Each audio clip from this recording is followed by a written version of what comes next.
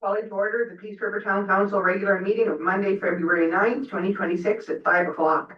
Before we start, I'd like to send a big congratulations to all those that were winners in the Chamber of Commerce Annual Davis Awards this weekend, including our own Stuart Burnett, that we'd like to do a shout out to, who was the winner of the Marketing Award, and he deserves a round of applause for sure. Thank you, Stuart, for all that you do. We'll begin with the adoption of the agenda. Are there any additions or deletions today? Seeing none, would someone like to make a motion to accept that? Jeff. I move that council adopt the agenda of the February 9th, 2026 regular council meeting as presented. All those in favor of the motion? And that is carried. Adoption of the minutes. The minutes of January 26th were attached. If anybody has any changes they'd like to see, or if you feel inclined, you can adopt those in a motion. Councillor Deuce. I move that council adopt the minutes of the January 26th, 2026 regular council meeting as presented. Thank you. All those in favor of the motion? And that is carried. Number 4, public hearings. We have none. 5, delegations. We have none. Bylaw readings. We have none. So we'll move on to number 7, unfinished business with Protective Services Department 2025 fourth quarter report with Director Kress.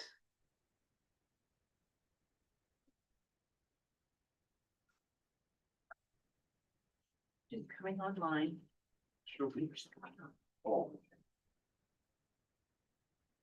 Hello, Madam Mayor. It was brought to my attention, there was questions on the fire statistics of 86 calls for emergency service for AHS. And come to find out, the Chief Harris sent me or sent us all a copy on the different types of calls, and the only ones they respond to are the Delta and Echo, which are life-saving issues. And also if ambulance is not within 15 minutes of call. So if there's no ambulances available in town, they are called immediately. And same as the Echo Delta calls. So this year they were lift assist, Echo Delta calls that were provided to AHS group here.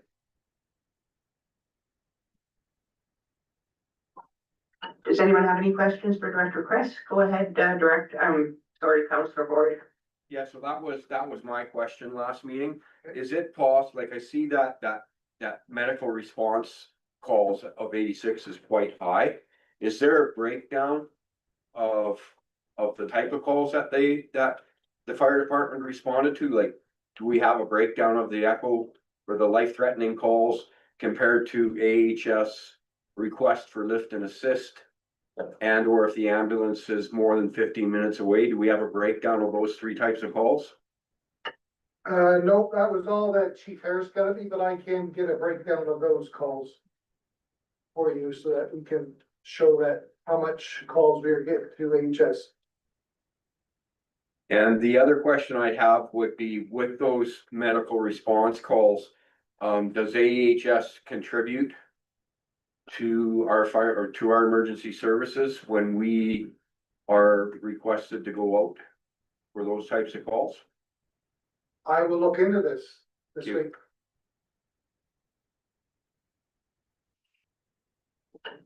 Any other questions? I have one. The hazmat responses seemed quite high too at 19. Can you kind of just outline what that might look like in Peace River, like what a hazmat response would entail? So basically that's anything to do with chemical spills, any foreign odors that can cause bodily injury to anybody. So if there's a gas or chemical spill, they'll respond until it's broke down enough to go into. So it could be any types of calls throughout town where they could be at a gas station, chemical plant, anywhere there's a bad odor until they figure out what it is. So that could be a hazmat call there. Thank you. If there's no other questions for Director Kress, can someone accept this for information, please? So move. Okay, Councillor Ford moves that for information. And we'll move on to number 2, the January 26th Protective Calls Monthly Call Report. I guess we'll do those both together, sorry about that. So, you want to finish off with number 2, Mr. Kress? Go with that one. Just one sec here. Okay, we didn't do mine last week, or did we do? There's not going. Oh, okay, yeah, so for the calls in 2025 or 2026, this is what we started out in this year's 122 calls in the month of January. Right now, we have 34 active files, but that reduced with the snow clearing.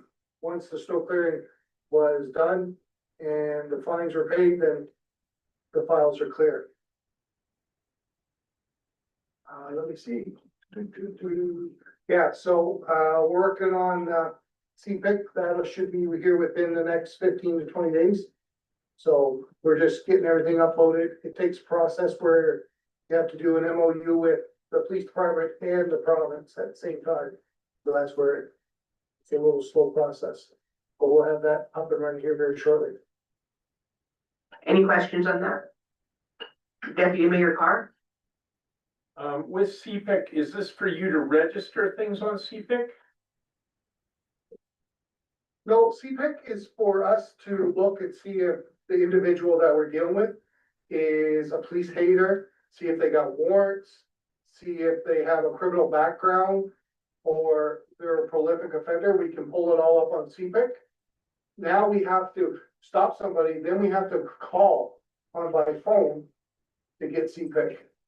Now we'll be able to look it up right on our computer so that we will, before we even get it out of the car, we'll know what this person is. And if it's somebody that's got a Canada-wide warrant, then we can call the RCMP to come attend immediately. Because you can use it for checking serial numbers to see if something is stolen as well. But anybody can do that, correct?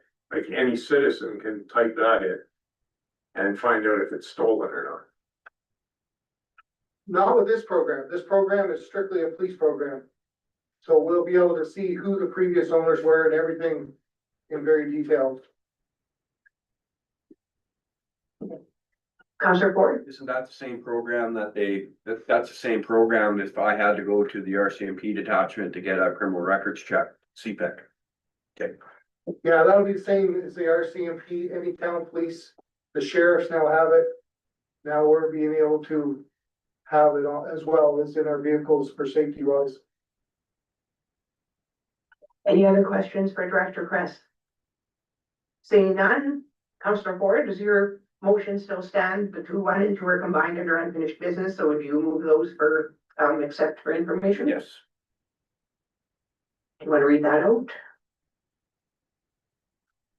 Put a motion on the floor, Madam Mayor, to accept items 8, 1 and 2 for information. 7, oh, sorry, 7, 1 and 2 for information. Thank you. All those in favor?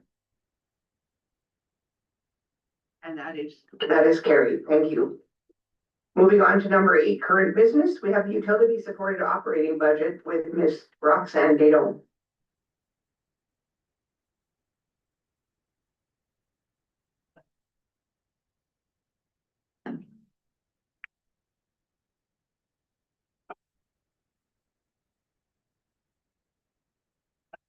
Good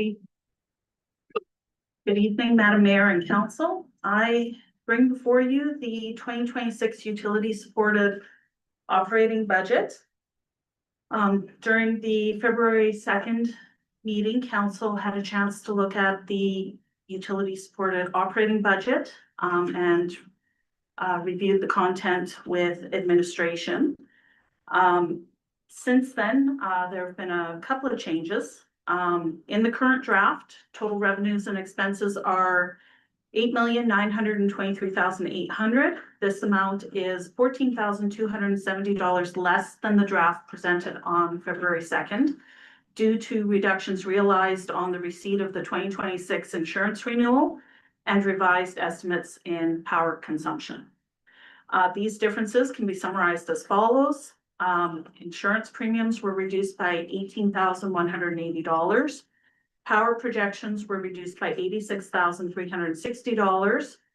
We increased the transfer to capital reserves by $90,270, and we removed the $14,270 transfer from the operating reserve to the water fund. Also included in the total expenses is $2,331,500 in amortization expense, and total transfers to reserves of $997,490. There was $907,220 in the initial draft on the transfers to reserves. Amortization is unchanged. In the preparation of this document, we attempted to keep utility rates competitive, mitigate negative future budget changes, maintaining existing service level standards, and including funding for current year capital plan. So the options before you are to adopt the 2026 utility supported budget, and I will go through that now, and if you have any questions, please stop me at any time.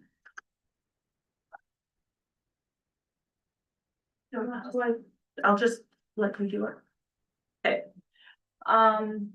We're going to go through the assumptions for our fund accounting. We're going to go through the water fund, wastewater fund, solid waste fund, and storm sewer funds. We'll go through some consolidated information, and then we will go through the until 2023, all town funds were considered tax supported. And in 2023, 2024, we separated those to avoid masking revenue shortfalls and to ensure that we were contributing to support our infrastructure rather than running infrastructure deficits. It is common for a lot of towns to have the utility funds to be self-liquidating to avoid cross subsidization, where the tax funds wind up supporting the utility services. The tax customers are not always the same as the utility customers, so we're trying to keep the two separated. And with self-liquidating funds, any surpluses within them are retained in dedicated reserves to go towards future capital replacements. And if our reserves do hit a high enough level, we would wind up refunding that to the users with reduced rates. In the budget, we have included amortization expense. We have not included principal repayment of long-term debt. That uses cash, but it is not considered to be an expense. The revenue calculations are based on the utility rate bylaw, which was passed in December 2025. We have included what we know for known figures, extrapolations from prior year trends, and administration's best estimate. So that's where, when the insurance renewal came in, that was updated information. So we got those changes in right away. The year-to-date information is still subject to future adjustments. We're still working on year-end and will continue to do so for a while. As we introduced to you guys last meeting, we have split the expenses between fixed and discretionary. The fixed costs are ones where we have little or no ability to adjust. That includes things like interest on long-term debt, where it's set and fixed. Discretionary expenses, we do have some wiggle room, but we have to maintain certain standards. So we've got limited ability to adjust the costs and make certain choices, but sometimes you have long-term consequences to those choices as well. An example of that would be repairs. You can delay and defer your repairs, but eventually you have to deal with it. And the miscellaneous expenses in 2025 and 2026 budget lines are transfers to tax supported to reflect the administrative costs where the tax supported provides administrative services to the utility side. The changes from the February 2nd presentation. As I mentioned, the insurance renewal package was received where insurance premiums were reduced by $18,180. $12,020 of that is in the water fund, $6,160 is in the wastewater fund. We received location-specific projections from our power provider. And that resulted in $72,450 reduction in the water fund and $13,910 reduction in the wastewater fund. So with those changes, we were able to eliminate the $14,270 transfer from the operating reserve. We were able to add a $70,200 transfer to capital reserve in the water fund. And we were able to increase the transfer to capital reserve in the wastewater fund by $20,070. Question. Yes, Madam Mayor. What would attribute to the power being reduced by that 86,000? Would there be a reason or behind that? When we put the initial projections together, we looked at where our increases had been over the last few years and went, okay, they've increased by this much, we'll increase it by this much.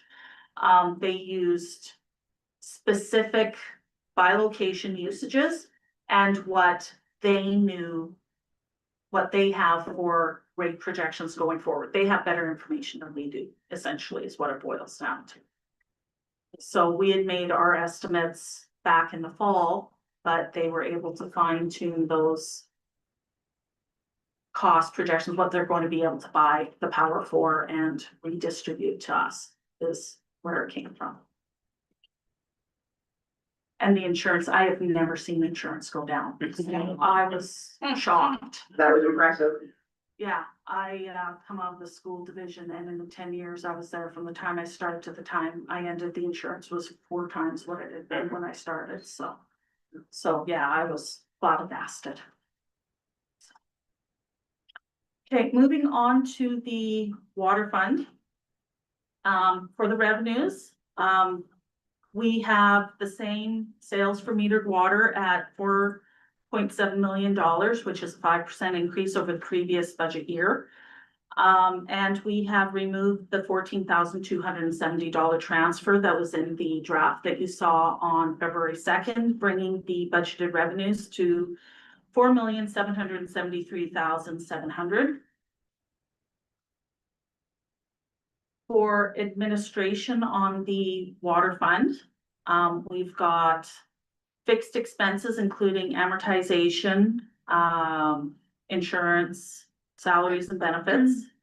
So fixed costs of $2.4 million and discretionary expenses of just shy of $500,000, including the $70,200 transfer to capital. The big change in amortization above of $215,000, that's where 2 buildings are fully amortized in 2025. So that's where that decrease is from. The other item that I will point out is on 2025, the contribution to capital reserve is shown as a negative.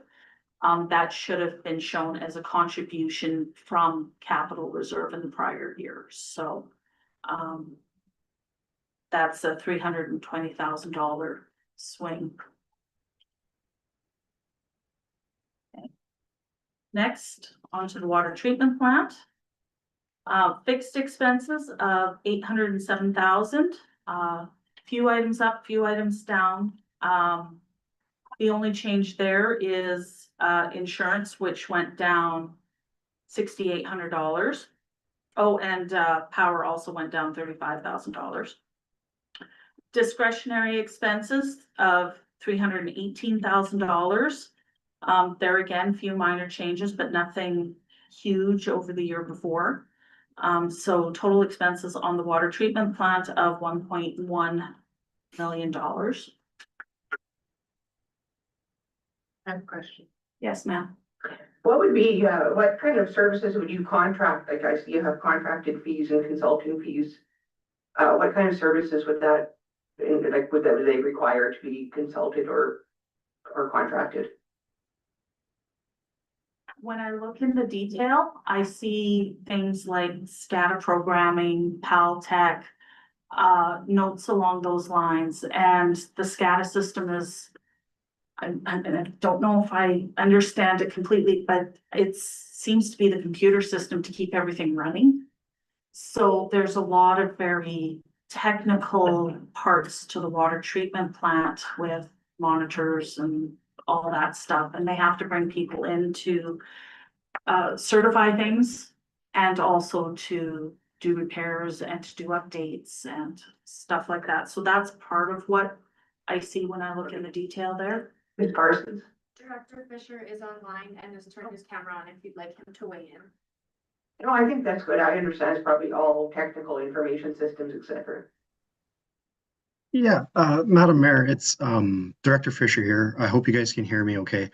For contracted services, things that you would see in there are typically if we have to get an electrician in to change out a motor or change out some equipment, change out like light fixtures, things like that, regular maintenance things.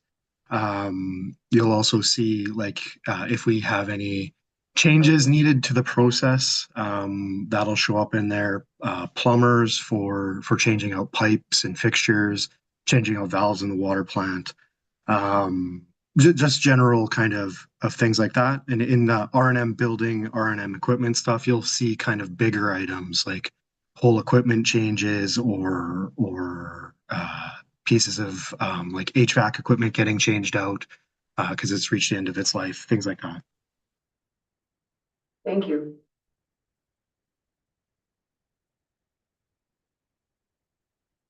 Continuing on to water transmission and distribution.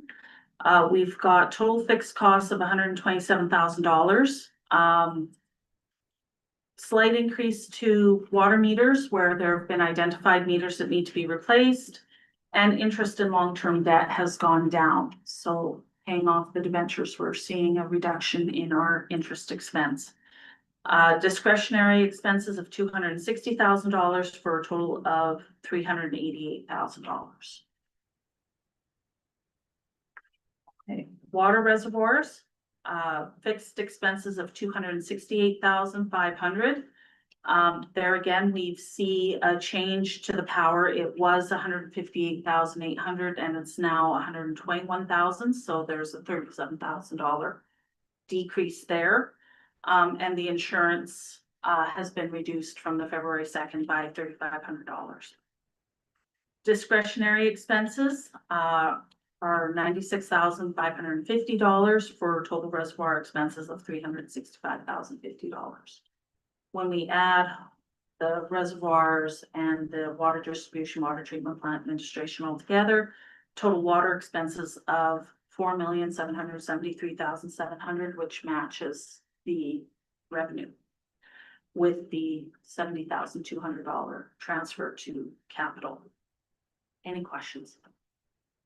No. Are we happy to be your car?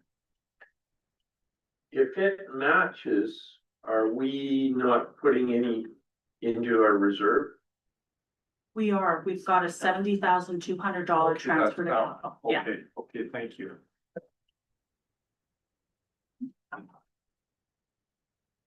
Any other questions? No. Okay, moving on to the wastewater fund. Revenue is the same as in the draft you saw on February 2nd at $3.195 million. For administration, total expenses are at $1.455 million, which includes amortization. Insurance has decreased by $1,100. Discretionary expenses total $858,000, and it includes a contribution to capital of $646,000. There again, the contribution to capital has increased because some of the other expenses decreased. For the wastewater treatment plant, we've got fixed expenses of $283,450. Power was decreased by around $10,000 from the draft you saw on February 2nd. Discretionary expenses of $290,600, which includes an increase to contracted services of roughly $200,000. And that is a reallocation of some sludge disposal that was previously allocated to wastewater transmission, and we've moved it to the wastewater treatment plant where it actually belongs. So you'll see a roughly $200,000 decrease on that part of the wastewater fund on the next slide. Just have a question. Councillor Duce? So just a question about the repairs and maintenance. Didn't we do a significant repair project to, was it the clarifier last year? Is that on here anywhere? We have done a lot of work on the clarifier. Does Yeah, Director I'll jump. Fisher want to pick up? Yeah, I'll jump in to Councillor Deuce's question. That one was funded from some outstanding grant money that was from a previous repair, and that repair is complete, so it won't show up in the 2026 budget.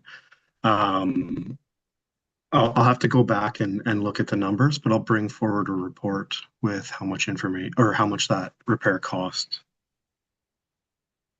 Thank you. Okay, so total expenses for the wastewater treatment plant come to $574,050. Wastewater collection, fixed expenses of $74,690. Discretionary expenses under contracted services, they've gone down around $210,000. That's the sludge disposal that was moved to the wastewater treatment plant. Total discretionary expenses of $60,790 for total expenses of $135,000. And lift stations. Again, a slight decrease to the insurance and power. For total fixed expenses of $87,890. Discretionary expenses totaling $84,000. Slight increase to a couple of line items there, but nothing huge. For total lift station expenses of $171,890 for total wastewater expenses of $3.195 million, which again includes that transfer to capital of $646,000. Any questions? Okay. Storm sewer fund, there are no changes from the February 2nd draft. So total revenues of $320,000, fixed expenses of $2,800, discretionary expenses of $317,000, including $192,000 transfer to capital, for total expenses of $320,000. And there again, the storm sewer fund balances with that transfer to capital. And moving on to the solid waste fund, there again, no changes from the February 2nd draft. Revenues of $635,000, fixed expenses of $474,000 with a decrease to contracted services of around $100,000, $120,000 almost. Discretionary expenses of $160,000 for total expenses of $635,000, including a transfer to operating reserve of $88,860. Any questions? Byline, Councillor Erickson, do you have any questions for Ms. Guido?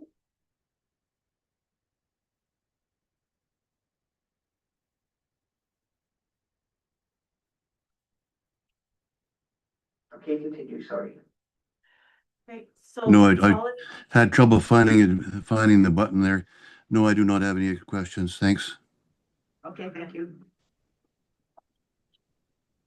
Okay, so when we put all the funds together, the water, the wastewater, the storm sewer, and the solid waste, total revenues of $8,923,800 and total expenses of the same. So the total change is 3.18%. On the February 2nd budget, it was 3.34%. So positive change.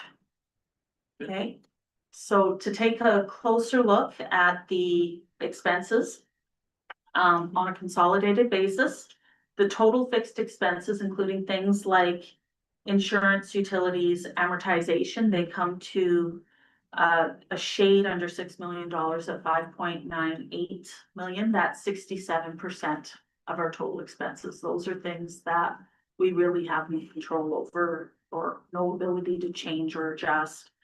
Discretionary expenses, when we look at the things that we consider required, we need a certain amount of fuel, we need training. Our operators have to have a certain certification to operate the type of plant we have. That comes to $1.6 million or 18%. And then the balance of expenses, the other discretionary are $1.29 million at 15%. Okay, so breakdown of the fixed expenses, amortization is 39%. Salaries and benefits, 24%. Utilities are the third largest piece at 11%. They come to about $668,000. Chemicals, meters, testing, those are all things that make our water safe to drink. And that comes to $452,000 when we put all of it together. Any questions? Okay. Discretionary expenses. We've broken it down between required discretionary. So those are the things that are higher on the must-do list. Contributions to capital of $997,000. The admin fee to pay for the services that the tax supporter provides to the utilities. That comes to $591,000 or roughly 20%. Training and development, postage, fuel, those are smaller amounts, but still required discretionary. Contracted services on the not required discretionary, that's $484,000. And that is the largest piece of that. Equipment repairs, $261,000, that's 9%. Building repairs, $198,000, that's 7% of the expenses. Materials and supplies, $216,000, that's also 7%. So you see the breakdown in the categories. Debbie, give me your card. The $26,000 in postage, I would assume that's mailing out water bills and that sort of thing. Are we making any moves towards doing it electronically and saving that? We have been. I don't remember off the top of my head what percentage of the utility bills are being emailed out, but it is customer choice. And there are a lot that go out electronically. I'm not sure what the percentage is. But I know myself, I've switched from paper to electronic, and a lot of the people signing up, we offer them that option to sign up for it right away. Do you know if we advertise that on our water bills, that they can do that? Not a question for you. Yeah. We can deal with that later. I do remember it being advertised, because that's, I ended up switching as well. I'm all paperless. Ms. Parsons? Yale Miller has her hand raised as well. There possibly comment? Dale Miller, go ahead. Thank you. I'm not sure if you can hear me. I hope so.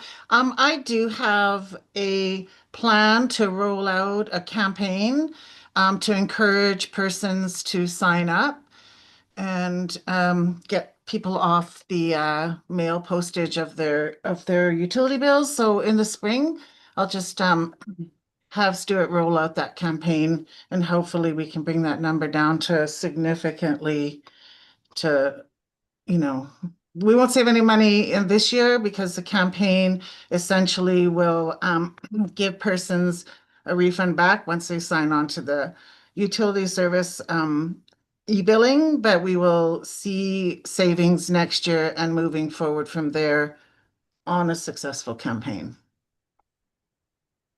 Thank you. Any other questions? Okay, go ahead. Okay. So on the next slide, we did a estimate for the utility reserve balances. As per our last year end and audit, we've got the reserve balances on December 31st, 2024 with 2.5 in water, just over $1 million in wastewater, storm sewer of 214,000, and solid waste of 170,000.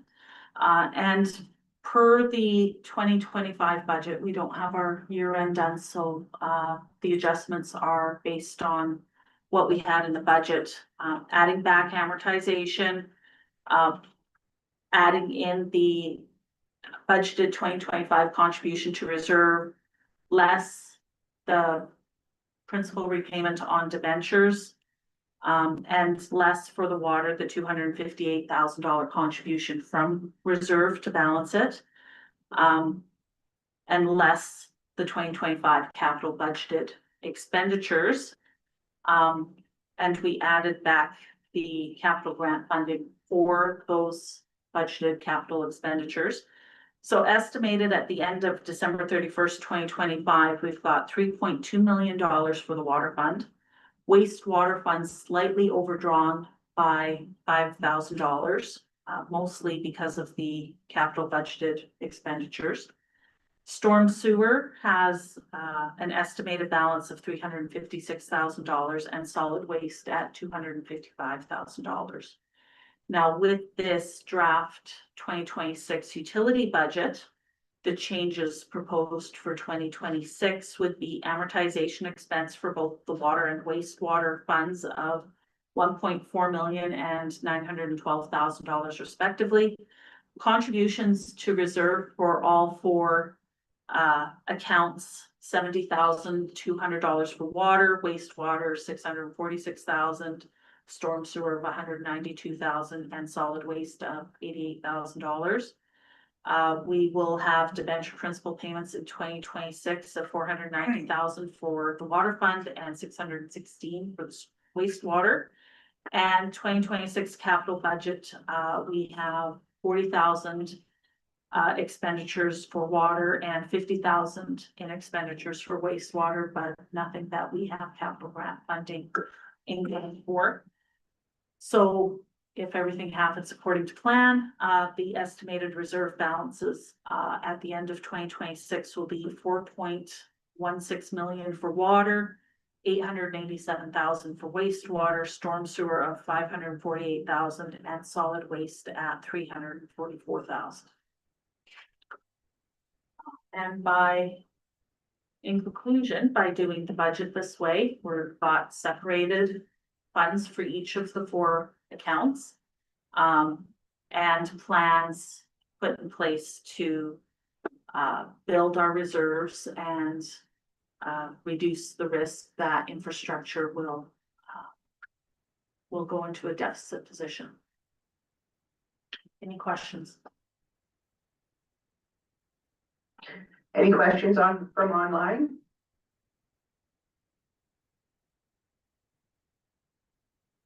No, I don't have any questions. Okay, if there are none, does someone want to call the question for the motion? Councillor Duce. I would move that council adopt the 2026 utility supported operating budget as presented and attached here to forming part of these minutes.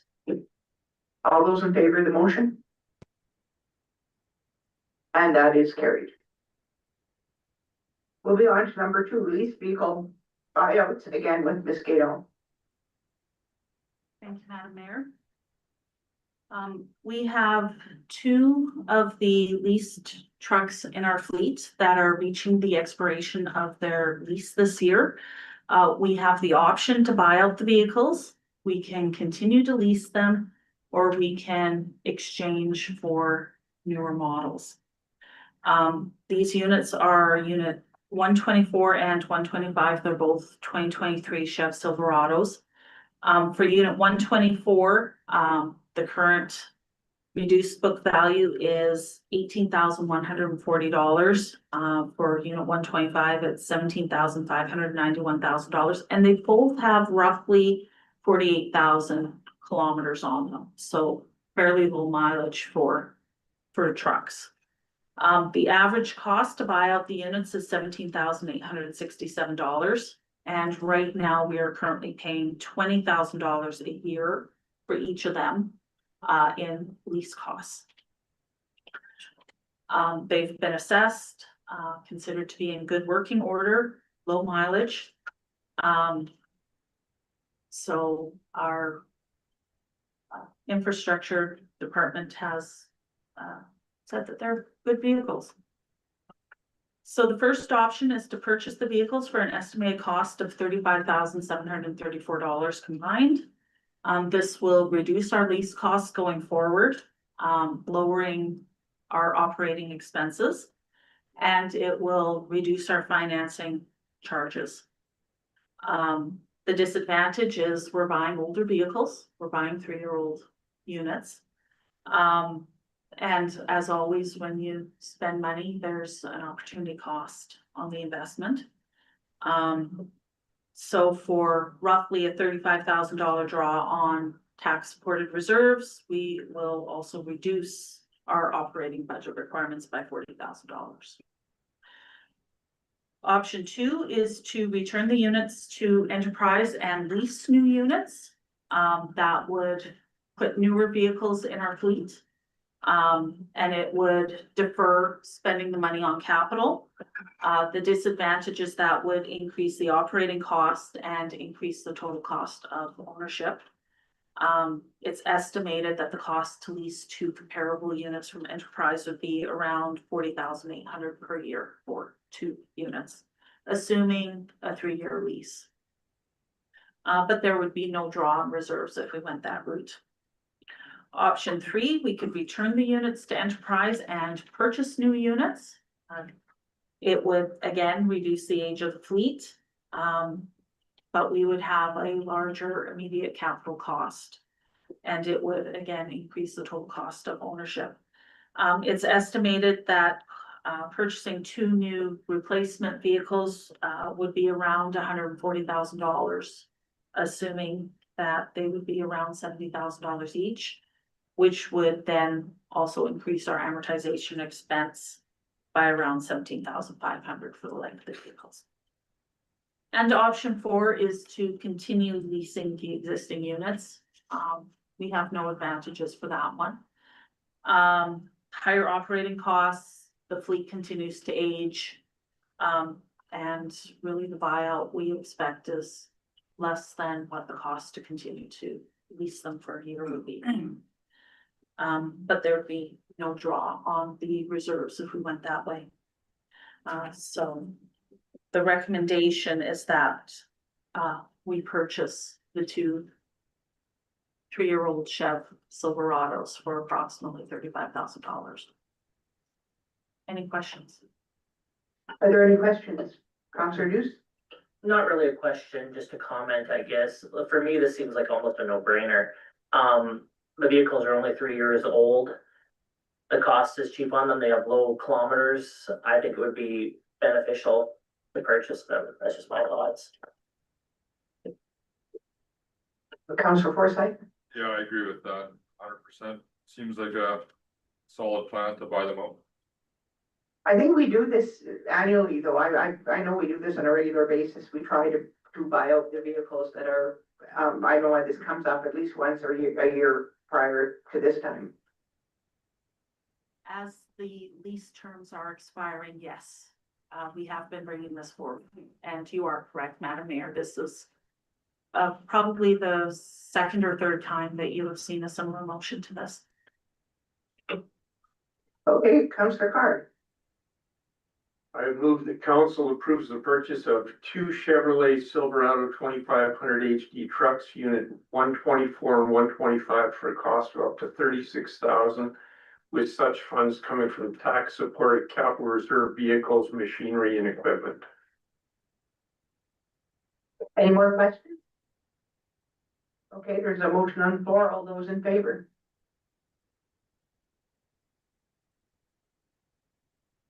Thank you, that is carried. Moving on to number 3, Barbell Club request for fee waiver with Director Fisher. Good evening, Madam Mayor. Good evening, Council. This ask, I'm just gonna give a little bit of a background on it. It's coming from the Mighty Peace Barbell Club in relation to sort of a bylaw, a land use bylaw amendment that happened last year. And when we were going through the land use bylaw amendment, we kind of found out that they hadn't had a development permit. So the Mighty Peace Barbell Club has gone through the process of getting a development permit for their use in their building consistent with the land use bylaw.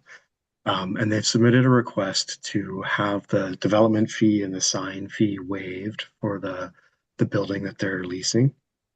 And as administration doesn't really have a policy kind of governing refunds or waiving fees, in this case, not so much issuing a refund, but waiving a fee.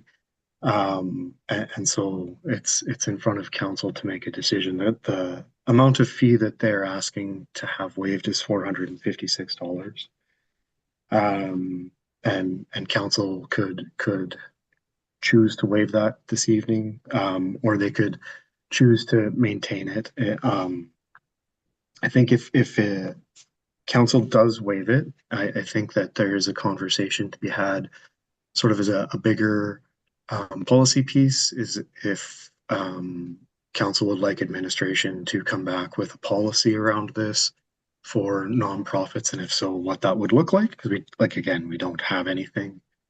Or the third option would be to direct the Barbell Club to apply for the grants to organizations and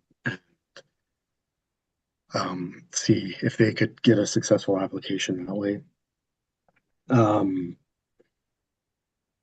and our recommendation as administration, just because it kind of sets a precedent and we don't really have a framework for it, is that council would defeat the following motion. And since a motion is always worded in the affirmative, council waive the Mighty Peace Barbell Club's fees in the total amount of $456 in relation to development permit application 2025-92, development permit application 2025-37, and building permit application TPR 9625MU.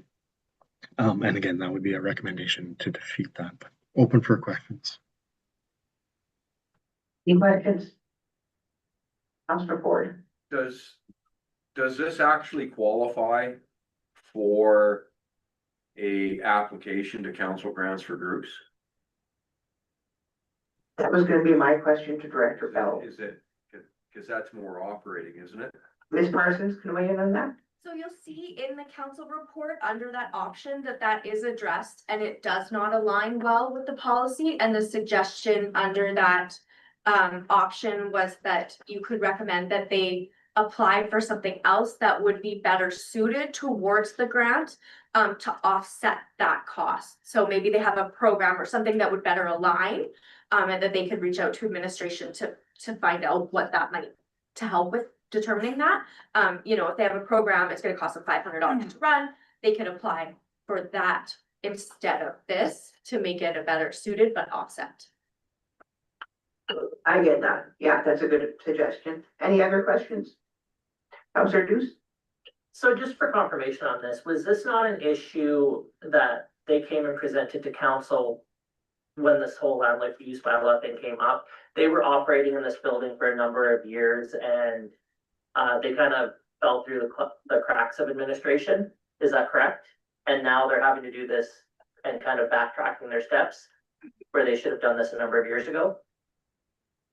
That's my understanding, but I'm not sure if they fell through the cracks or if they were just pushed through. Councillor Deuce? Councillor Ford, That, I was on council when that happened. I do believe that is correct. Thank you. Mr. Babalolo? Yeah, that's what I was going to say. So like, they were operating without a permit, and then we requested that they come and apply and do the normal thing. And now they're coming that we waive the application fee.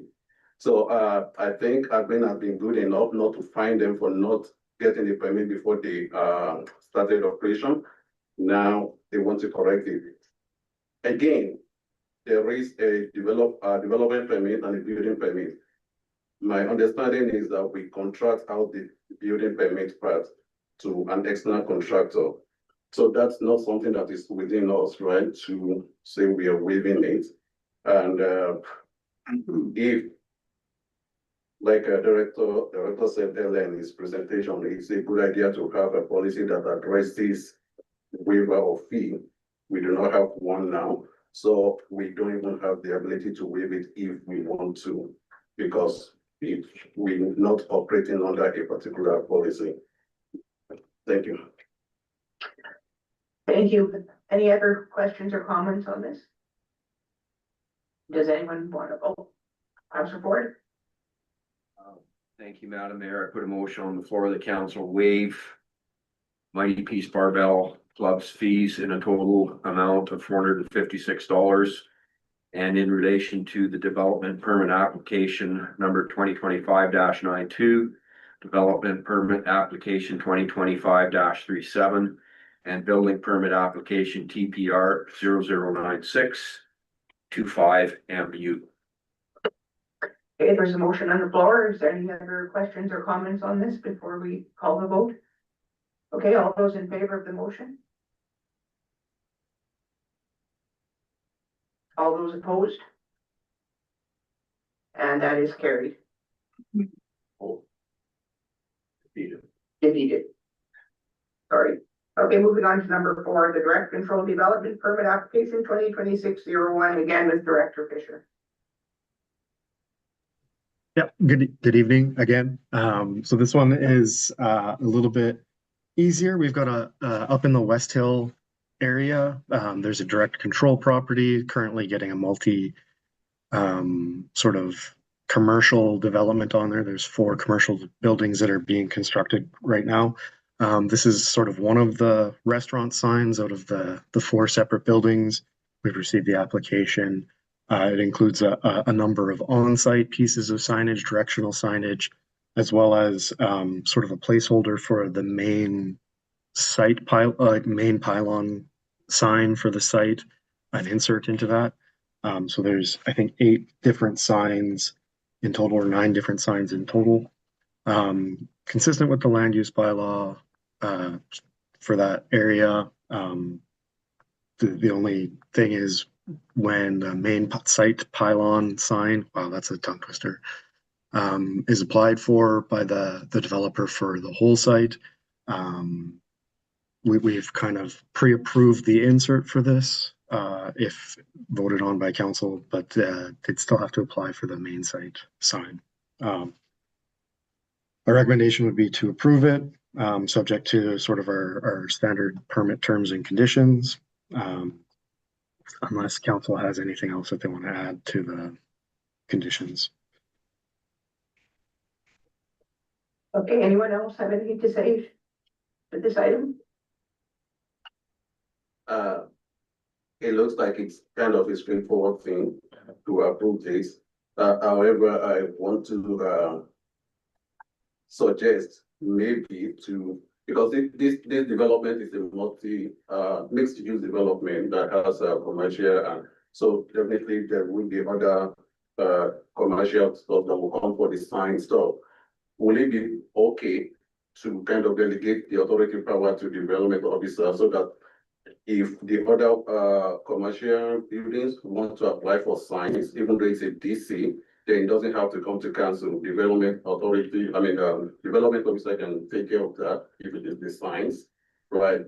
So, the advantage to that is that it speeds up the development process, because, I don't know when this application came, but they will have to wait for council day to present it to council for approval. But if it is something that we can delegate to the development authority, if we can delegate the decision making to the development officer, then that will speed up the approval process. That's what I'm going to have. Director Fisher, could you weigh in on that? Yeah, we actually talked about that, my development officer and I, a little bit, Madam Mayor. And we believe that to do it appropriately, we would actually have to do a bylaw amendment. And in terms of time right now, putting this application in front of council was actually just the quicker option out of bringing forward an amendment to the bylaw, doing the statutory advertising, holding the public hearing, and then having a vote. This was the quicker option in this case. But there are still 3 other buildings and a plethora of signs. I think that's something administration could work on in parallel and bring forward an amendment. Thank you. Any other questions or comments? Councillor Deuce. These seem fairly straightforward. They look like pretty normal signs and pretty normal places for a franchise like this. So I'd be prepared to put a motion on the floor for this. And I would move that council approve development permit. Are we doing the right thing here?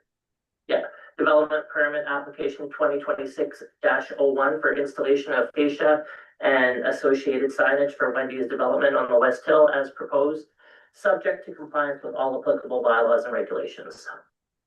Thank you. So we have a motion on the floor. Any more comments?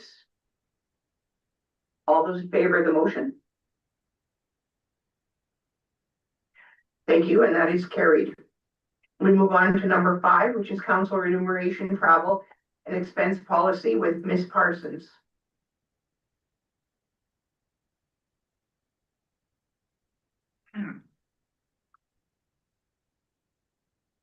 Thank you, Mayor Shannon, and good evening, council. So the council remuneration, travel and expense policy is back in front of you this evening. It was brought forward at the February 2nd GNP, where we discussed the changes that were implemented and any further direction on those.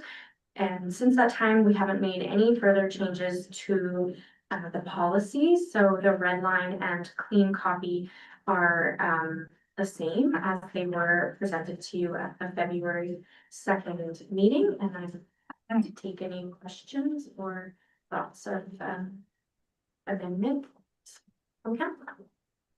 Any questions? There was a small loophole that we closed. There wasn't too many changes in the last one, but it was an important one that we did that will affect us going forward. So that was a really good alteration to that. So if someone's willing to put a motion on the floor, Councillor Forsyth. Move that council adopt the amended council remuneration policy, travel and expense policy as presented. Sorry, 2 different words there. Thank you. All those in favor of the motion on the floor? And that is carried. Thank you. And also with Ms. Parsons would be the cancellation of March 9th, 2026 council meeting. Mayor Shannon. So this is coming forward as we plan our 2025 to 2029 strategic planning session. So this is the session that council will sit down with our strategic planning contractor and kind of discuss their vision for the future and this term. And our contractor will help facilitate us through that and build a really great strategic plan that hopefully we can use for many, many years to come. So obviously that's a big preparation and a big undertaking for administration as well, getting ready for that and participating fully in those days. And so when we were looking at the schedule, we were hopeful to cancel the March 9th council meeting, just because that is directly the Monday following the strategic planning session with our contractor. And it'll just dig into the time that we have to prepare the council agenda. And as always, we have the ability to call a special meeting if something were to arise in between council meetings that needed consideration immediately. We would have that ability.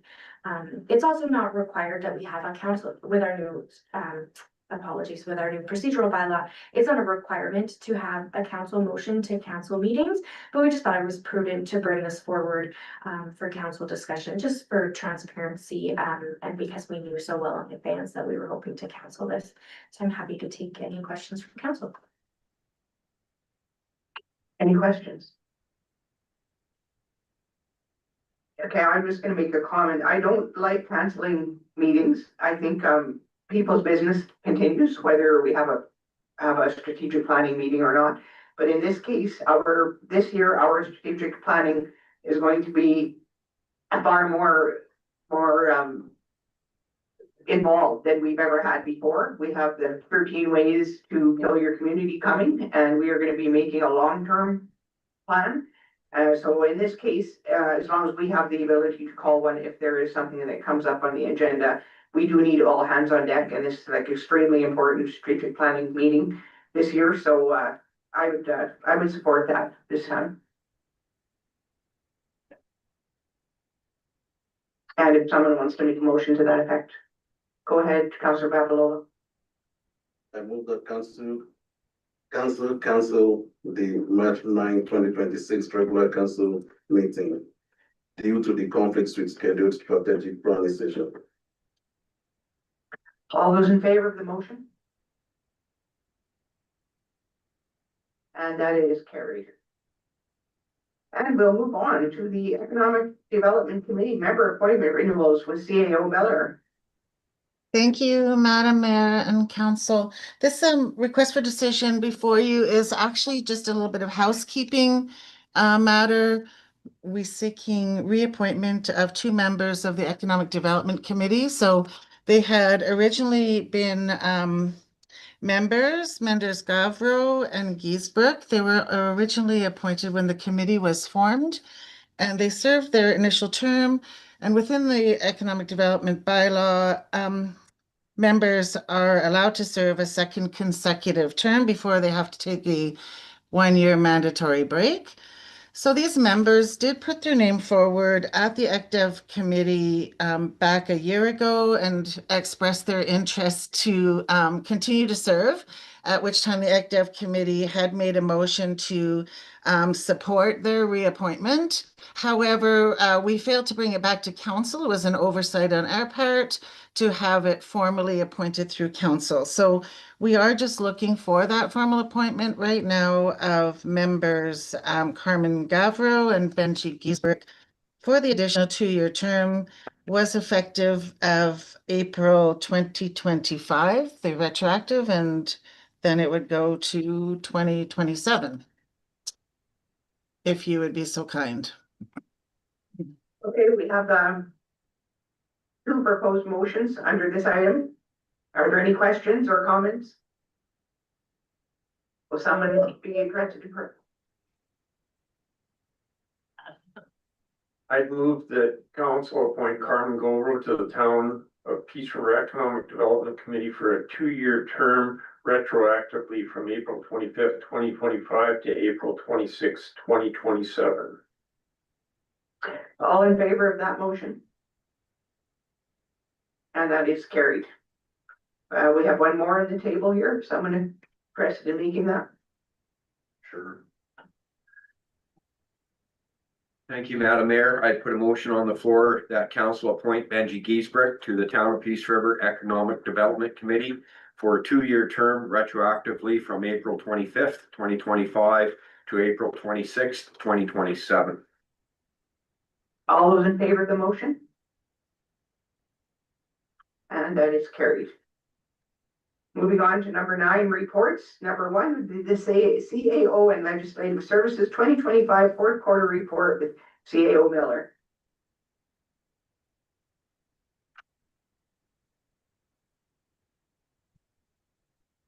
They want to, CAO Miller, you're muted.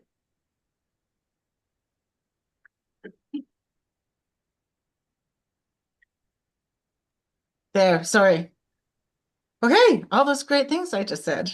I said, my report is quite lengthy, but I will try to keep it short as I go through it.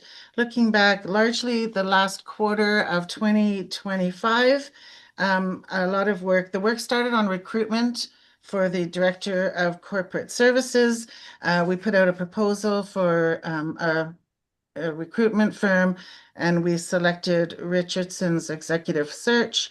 And we're actually starting to schedule some interviews. So hopefully we'll have somebody in the next month or two. We'll have some good news to share in that regard. We also onboarded, or we hired, went through interviewing and onboarded our new EA, Catherine, and she was able to join us in the last couple months of the year. We worked extensively on post-election orientation. As you recall, there was the George Cuff session held October 29th, and then a full day orientation with the directors and team on October 30th. And then we've been trying to do some onboarding of highlighting sessions throughout, and we will continue for probably at least the next 6 months. We worked on budgets. We're happy to say that the capital budget got adopted prior to Christmas. We had a interim budget adopted for us to get us through the first 6 months here until the operating budgets are passed. And we're bringing the tax supported budget forward for council's first look and deliberation in the very near future. We had a number of bylaws passed, particularly the utility rates bylaw, fees and charges bylaw, update to the procedural bylaw, and then staff are working on the taxi bylaw and the business license bylaw. It is also under review. We had some work being done around the protective services contracts. We continued with the Enabling Housing Choice North project. That project is winding up. I believe next month they will be presenting the draft findings. Continued with nuclear energy. In particular, I did have a meeting with Energy Alberta between Christmas and New Year's, right around those times. We had a long conversation about the need to and sharing of our information that we have, especially on the sizing of our infrastructure, and what we are able to support before we need to really invest in, for example, upsize our water, wastewater infrastructure. And we have committed to work with them because they're starting the socio-economic impacts studies this year. Future Town Hall, we had conducted full walkthroughs of the new Town Hall with the newly elected council. We shared the background and the rationale to support the building purchase decision. During the 2026 capital budget, however, the renovation plans were put on hold. We will be bringing that back for discussion at some point in the first half of the year here. Urban Reserve was a little bit on hold last quarter of the year, largely because we had our elections and Woodland Cree also had an election. So we are all just trying to kind of onboard our new counselors, and we have been made contact. They have made contact with us and they want to reinitiate those discussions. The tax supported or tax arrears on unsightly properties in the end of December, last meeting, a motion was given to direct us to actually issue an expression of interest and move forward with the sale of or the purchase of that property. So I think that happened early January. We got motion of council to purchase the property. We're in that transition period now. The expression of interest that was drafted has gone to legal and they've reviewed it. And so as soon as we get all our ducks in a row, we'll be able to issue that. Bill 20 and Bill 50, well, we just continue when we get a moment to try to understand the changes in those bills. And then the policing study was finalized last quarter of December. It was presented, or last meeting, it was presented to council. We need to have a fulsome discussion now that council has had opportunity to fully read through the report and gain an understanding of some of the findings and some of the recommendations. And we will be again holding probably a dedicated workshop just on that subject to get some direction from council on what kind of advocacy efforts they would like to see and how we would like to tackle getting some support towards those findings. Retail sales and service gap analysis is in its final stages as well. And we're expecting the draft report for that coming in Q1 here for presentation to council. Highlights, obviously, a lot of work trying to onboard and educate our new council on the Municipal Government Act and our organization and those specific to our town. Emergency management, we had a bit of an interesting time just before the Christmas holidays. The river froze up earlier than normal, and we were on heightened alert. Our director of infrastructure was conducting some night monitoring, same with our director of protective services. And then on Christmas, I say it was about 2 o'clock Christmas Eve day when we got that be high alert panic because of a potential ice jam. So that was our Christmas holiday, monitoring the ice going through, but thankfully it all did get through. The ice jam broke and there was no incident that affected town, because at the same time we were dealing with the winter of snow and experience where pretty much in December it snowed every day. And by the 15th of December, the town had experienced close to 2 feet of snow, and it just continued. Mother Nature was relentless. So while the team was trying to keep the roads open and try their best to maintain passage, they were also trying to monitor the river and make sure we were prepared for anything there. Some bylaws and policies that were brought forward again, others were line of credit, MasterCard borrowing, utility rates, which we spoke about. Business recognition policy was adopted and the procedures bylaw was changed. We did some advocacy last quarter of the year. Particularly, we did go to the AM conference. We did ask and were granted opportunity to meet with Minister Williams, despite being our MLA. He granted us 15 minutes for Mayor Shannon and the councillors in attendance to have opportunity to share their concerns. We also sent letters to Minister of Transportation and Economic Corridors to thank them for all the work that was done last year down our Main Street and the beautification of our downtown. And also sent letters in support of the Fairview College and the concerns over it closing. Training and conferences, again, I personally undertook some refreshment to be able to step up in the event our returning officer, like a rock star, she was there, but I did need to take the training to be prepared.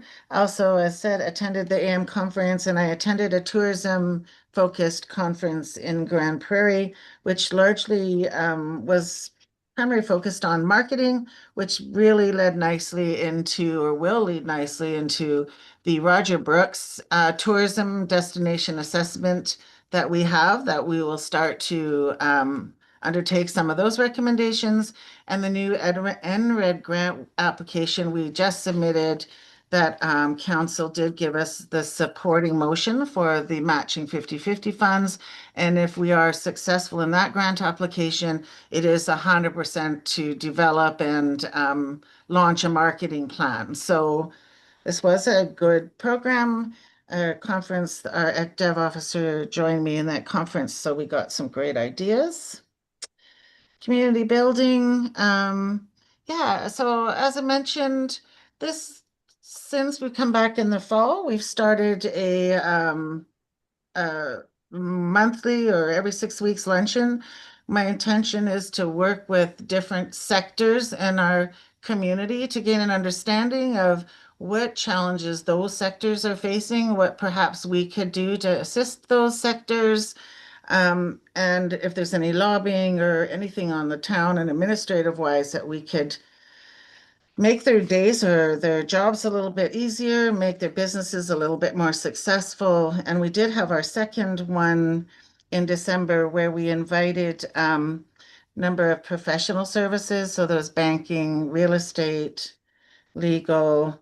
And I had a little example there where during that conversation, the legal representatives had expressed frustration with trying to get individual assessments for a condo unit. So apparently before they would go on to our GIS and they would only get the total assessment of the condo unit. They couldn't get the individual units.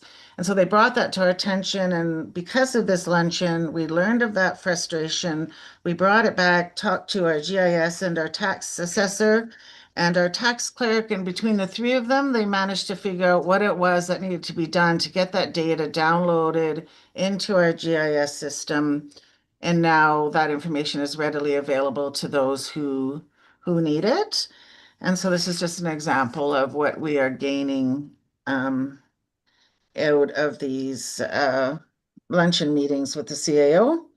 And then, of course, we had our Christmas open house at the NAR. You'll see there was a number of activities and meetings. It was a little lighter last quarter of the year, largely because things slowed down some during election period. I did manage to take some vacation time as well during just before election. I was able to take some vacation time and a little bit of time around the holidays. Records management. So in Q4, their accomplishments, they began to review older records from the basement and start their destruction of old files, depending or based on our retention bylaw. And then they also undertook the destruction of the election records. That is legislated. There's a certain date that must be done by, and that has been completed.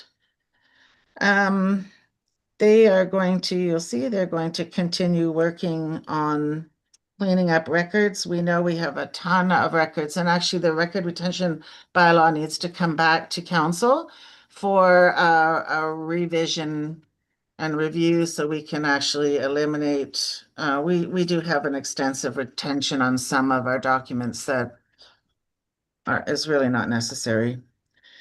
Where am I? Economic development. I just spoke a little bit because Corinne was away. Again, she's working hard on making connections, building relationships, building trust. She definitely participation in the retail sales gap analysis. Continued to participate in the housing needs, budget development, and then the NRED grant application was prepared and submitted.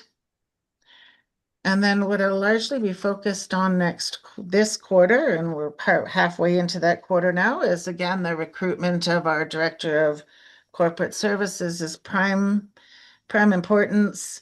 The budget and assisting Rox where I can in the absence of the director during year end. We have to go, or we're going undertaking strategic planning. We have to undertake my annual review, and the enabling housing choices is coming forward next month. And pretty much, the same things that are going on, the retail gap analysis, tourist destination, policing study, all of the things now that we need to start figuring out an action plan on all those items and how we're going to tackle some of those recommendations that were made out of those studies for us. Following my report, you will see it's new to some of you who are new to council. This is called a motion tracker. And so every motion of council that is made, other than, of course, the motions to adopt the agenda, accept minutes, but any motion that has an action requirement out of administration gets put into a motion tracker.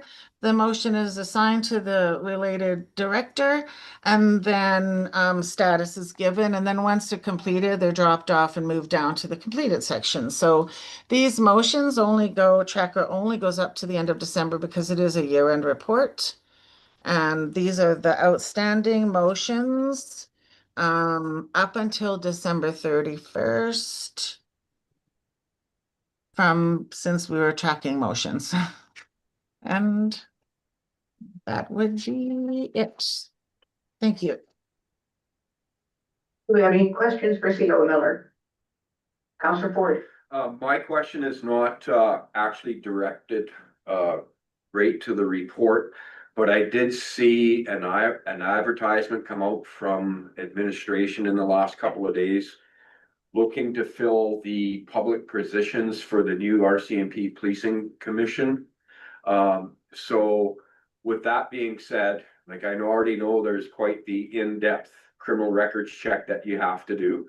Now we have, if I remember correctly, there's 3 public positions.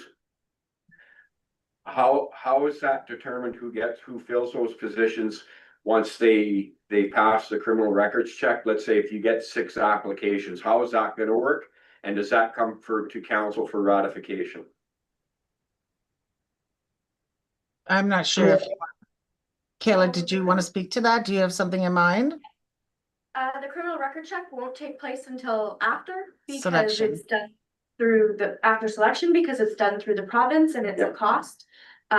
Likely quite a significant one, though they haven't released what that will be. So basically, my vision would be they would be appointed, subsequent to passing the enhanced criminal record check. So basically, once we get the applications in, administration will review them. We'll bring forward our recommendation with the applicants, and our recommended appointees for council. And then council will have it's under the bylaw that council appoints the members, so council will have the discretion of appointing members based on administration's. Okay, so if there's 3 positions, there's 6 applicants, administration will bring a report of their recommendations, and we'll see all 6 applications. Right. Thank you. Yeah. Kayla, Go ahead, Ms. CEO Miller, go ahead. my apologies, sorry. Kayla, do you have the intention of sending all of the enhanced applications in at once, or are you able to send the councillor member appointee and myself and Director Cresses in to get the ball rolling? I'm just curious. So non-voting members don't need to pass the enhanced. Oh, criminal okay. record. So it'll only be the members, and I was just planning to do one large submission once public members. Perfect. Thank you. Yep. Yeah, the record check for the government is very in-depth. That'll be, I know I went through it twice, I think, so yeah, that'll be a lengthy process, I think. I do have, go ahead. I was just gonna add, administration may not bring forward every application. If we receive 20 applications, we might, say these are our top 3 picks and the applications are attached. Here are our, some other considerations, and then, council really wants to see the additional, but attaching 20 applications might start to get a bit too much. So, but we will definitely have them available for council. Thank you. I have one question for CEO Miller. Other than the Director of Corporate Services, are we at full complement with staffing?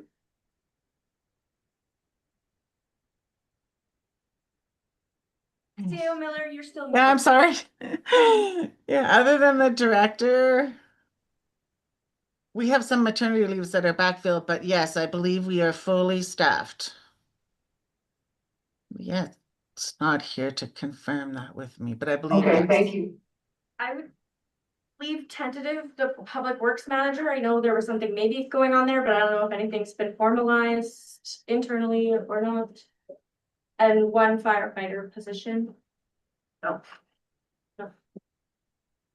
Oh, that's pretty good. That's not too many. Any other questions for CEO Miller? Councillor Deuce. Just to comment on the economic development side of things, I was really happy to see that the business retention specialist position was turned into an economic development officer. So I feel like that's more on par with the type of work that she's doing. So I was really happy to see that. I agree. That was kind of a concern. We've had many conversations about it, and it's really nice to see. We have a very, very a very qualified economic development officer, and yeah, I think that, the new title suits it better for what she's doing than, I agree with you, Councillor Deuce. Any other comments or questions for CEO Miller? Or does anyone want to make a motion to accept her report? Councillor Deuce.